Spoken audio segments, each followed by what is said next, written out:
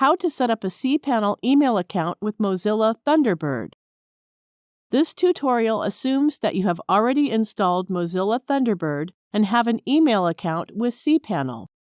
Open Mozilla Thunderbird. Click Menu and go to New to open a Dropbox. Now click the existing mail account. Enter your name. It will be displayed with your email messages. Enter the email address and password of the email account.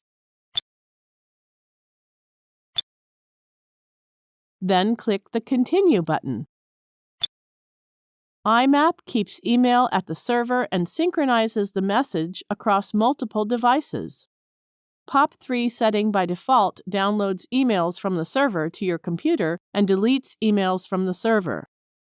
You can click the Options button and select any one of the options as per your requirement. Now click the Done button. Then click the Confirm Security Exception button. We have successfully set up the email with Mozilla Thunderbird.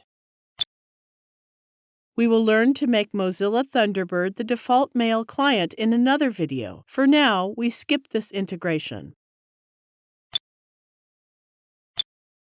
It is that email account which we set up. From here you can read, write, and manage your emails. Thank you for watching.